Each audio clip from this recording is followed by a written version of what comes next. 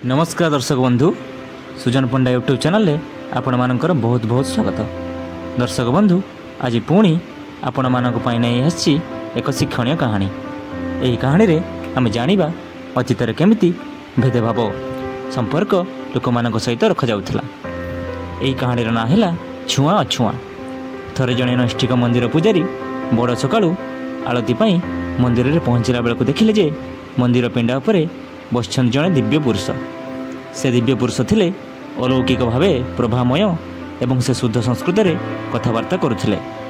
पुजारी भी संस्कृत जानिथिले, तेणु से नवागतଙ୍କ सहित टिके कथा हेले। नवागत कहिले, मु अनेक दूरରୁ आछि, आपणक गाँ भारी सुंदर, मु टिके बुले देखिया चाहे। पुजारी कहिले, आलती सरू मु आपणको निजे गाँ देखाई देबी। गाँ रे पुजारींकर भारी प्रतिपत्ति थिला। बड़ गाँ, तेणु से नवागतଙ୍କୁ सबुकिछि देखाई संस्कृत भाषा रे तार महात्म्य बुझेई आगକୁ चली थांती। हठात जणे दरिद्र लोक ए दुहींको आगକୁ चली आसु आसु सेमानकु देखि बेत्राहत भଳି पछको हटिगला। हे महात्मा प्रणाम बोली कही से साष्टांग प्रणिपात कला। यह देखि पुजारी आगंतुकଙ୍କୁ कहिले, से अछुआ, तार छाई भी आम उपरे पड़िबार नाही, तेणु आपण टिके कड़ेई आसंतु। दुहे से लोकटी को अतिक्रम करी गला बेल जाए लोकटी सेमिति साष्टांग प्रणिपात होई पड़ी रही। गाँ बुला सरिला परे नवागत कहिले, बहुत धन्यवाद, मु एबे चलिली। किंतु पुजारी आश्चर्य होई देखिले जे आगंतुकଙ୍କ चारिआड़ उज्ज्वल ग्रहमंडल द्वारा बेष्टित हो जाइछि। पुजारी चमकी पड़ी पचारे, सत कहंतु आपण किए? नवागत कहिले, मंदिर रे मोर नीति पूजा करुछ, अथच मते चिन्हि पारुना। तुम मते एते पूजा करुछ, आज मोर केते तत्व नेल, मते सशरीर रे छुईल, अथच मते चिन्हि पारिल नाही।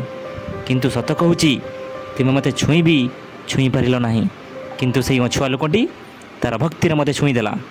आज जाउछि ए गाँ को, सेई दिन फेरिबी जेउ दिन तुम मते सतरे छुई पारिबो।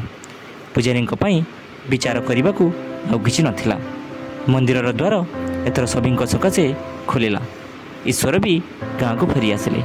दर्शक बंधु, यही कहानी आमे शिखिले कहारी को आमे भेदभाव करिबा नाही। आमे सर्वप्रथमे आमे मनीष गोटे जाति, यही मनीष जाति को सम्मान देवा आमर कर्तव्य। दर्शक बंधु, आज आपणक पई गोटे अनुचिंता मध्य मु रखिछि। अनुचिंताटी होउछि निज चारि पाखरे प्रतिकूल परिस्थिति को नहीं चिंता करिबा उचित नुहे, कारण सब प्रकार परिस्थिति को लंघिया पाई मनीष समर्थ। दर्शक बंधु, कहानी यदि भल लगे चैनल टी को निश्चित भाव में शेयर, लाइक एवं सब्सक्राइब करेंगे। धन्यवाद।